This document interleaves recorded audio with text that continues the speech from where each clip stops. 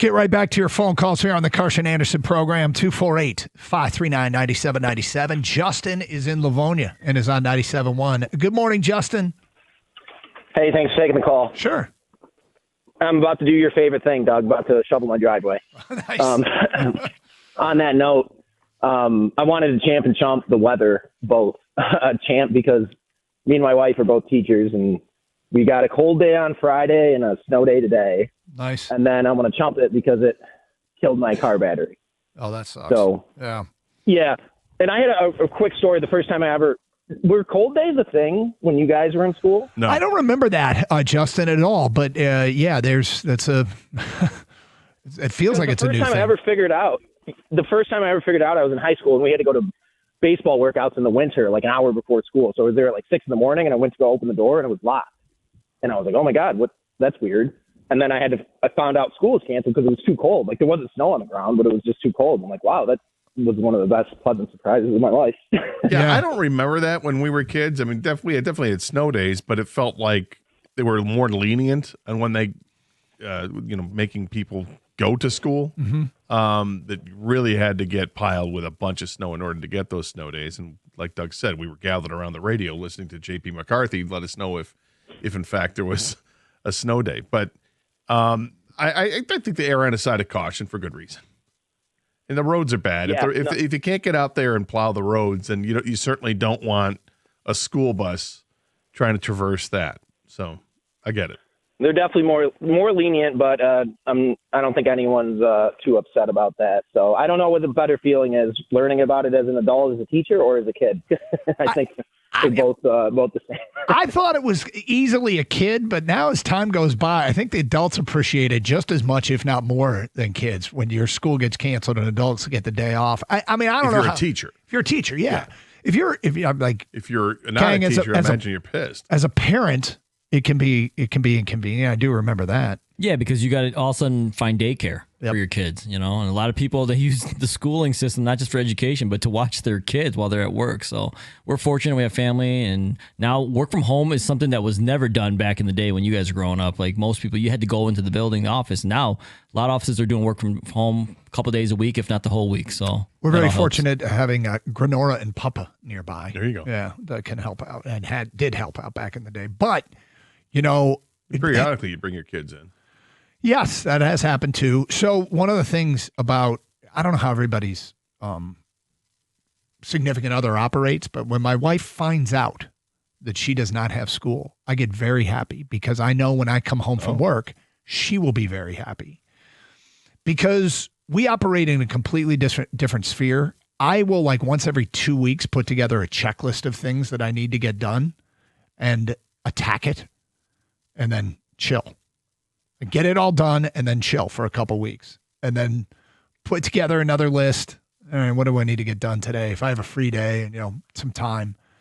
I think my wife has a constantly reloading list of things to get done. Like, she's always adding to the list, whereas I will compartmentalize and use a day to get stuff done and then not worry about anything. And I put myself in a good mental place once I've gotten a bunch of stuff done. I think she's got I think the list is constantly refeeding and being updated. And so a day like today where she can attack it, by the end of the day, she'll have added to it though. So, cause that's kind of how she is, but she will be happier when I get home today. So I like that. Can you take advantage of that? Oh, that? Well, I mean, there's nobody in the house anymore.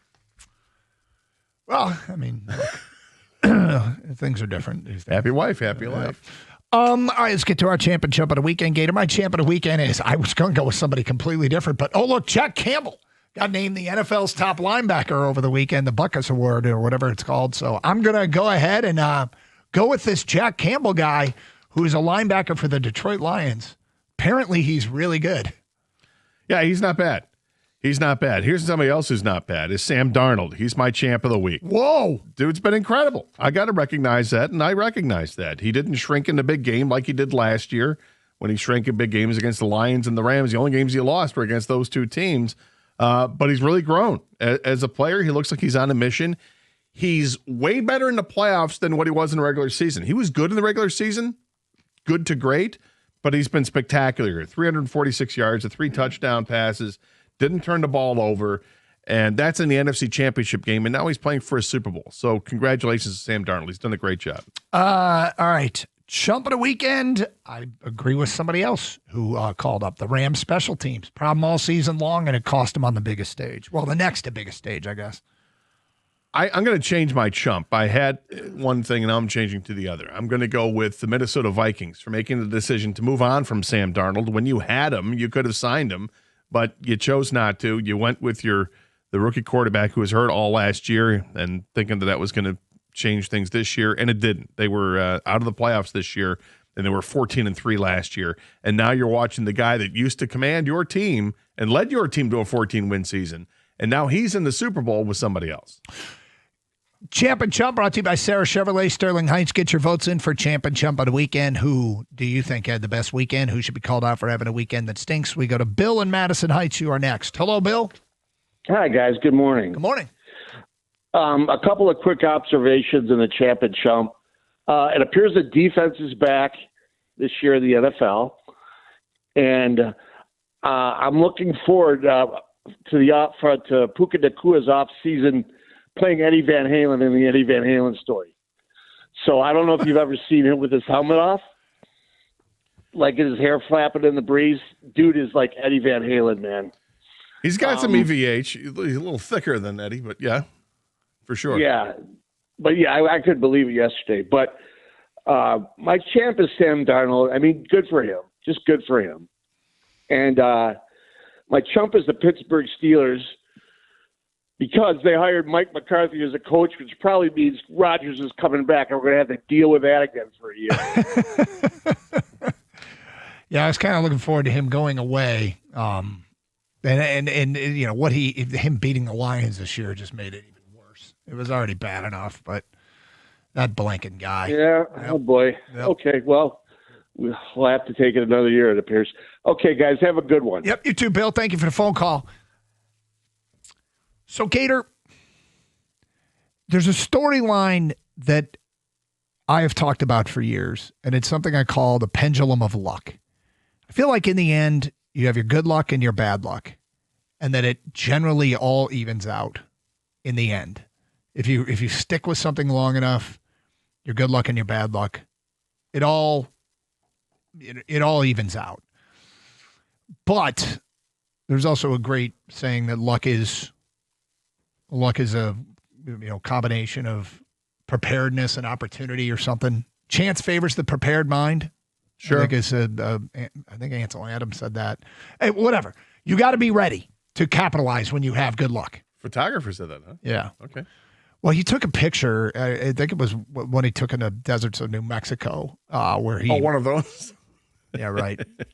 But it's like some old ruins with a sunset in the background, and he right place, famously right said, "Chance favors the prepared mind." Whatever. So, maybe he didn't originally say it. I don't want to start that debate, but you know the saying that you got to be ready to capitalize when you have good luck. The blanking Patriots this year. Do you know how many teams in the regular season they played with a winning record? At least 2. I'm going to go with 4. No, it's 2. Is it 2? That's it? And they went 1-2 at games against Buffalo and Pittsburgh. They played Buffalo twice, Pittsburgh once. 17 regular season games. Only 2 of their opponents had a winning record when it was all said and done. That is unbelievable. They played 6 games against last place teams. Wow. More than a third of their schedule came against last place teams. The Patriots had one of the easiest regular season schedules of all time. They make the postseason, and Mahomes isn't there. Burrow's not there. They draw a Chargers team. They beat the Chargers. They beat the Texans, and I give them credit for that. Then they get Denver without Bo Nix. They have to be Jarrett Stidham to go to the Super Bowl. Now, that is a sports city that does not need any more luck. What do we say? It's 13 championships over the 4 major sports since the year 2000. Yeah, 11 or 13. I forget the number. Yeah, it's double digits. And the whole, it's been a 5-year wait for the Patriots or whatever it is to get back to the Super Bowl. They did not need luck. They do not deserve luck. This is their 12th Super Bowl appearance. And they got a cake schedule. They got like a max schedule in the regular season. And they get Stidham and not Bo Nix in the AFC title game. And if you are a lifelong Boston fan, whatever, I don't want New England to win this. I want Sam Darnold and Seattle to win this so bad. Boston does not need another championship. Those fans have been as spoiled as they can be. And then they get that schedule. And, I guess, again, they were prepared and took advantage of it. But this seems to be like one of the most cakewalks, the biggest cakewalks to the playoffs and, quite frankly, to the Super Bowl any team has ever had. And I can't believe Boston gets this. I can't believe that city gets to have another team play for the whole thing. And meanwhile, the Lions can't keep a healthy defense on the field. And the Lions have been the creators of their own problems historically. But now they have the most competent management team, coaching staff, one of the more credible rosters they've ever had. And we can't get an ounce of good luck with injuries.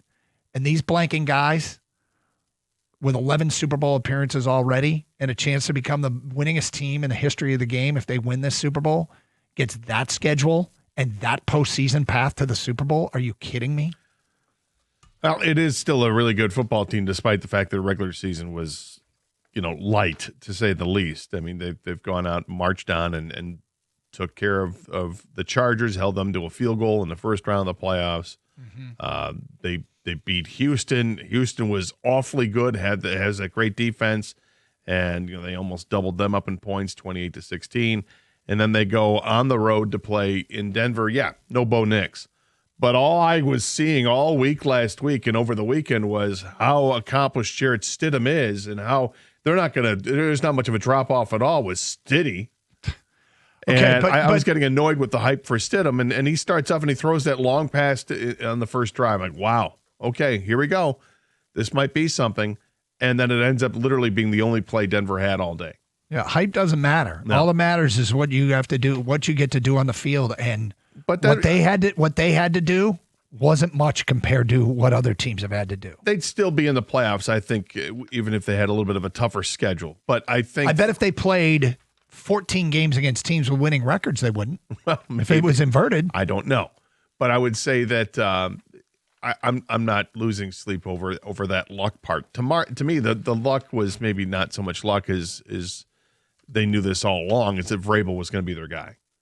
That when Mike Vrabel became available, they were going to make the decision to go get the guy who used to play for him and knows what it's like to win. And everybody's going, I cannot believe that Tennessee let him go. And that's the thing. Getting that first-year head coach, first year with the team anyway, first year with the Patriots as their head coach, and he gets them to the Super Bowl. That, to me, is the most fortuitous thing that happened to the Patriots, is that Mike Vrabel was available for them to hire. Oh, I think it being the schedule. That schedule, their opponent combined winning percentage was under 40%. Only team in the NFL that had that. 248-539-9797. It's Karsch and Anderson. Champ and Chump, get them in every Monday. 97.1.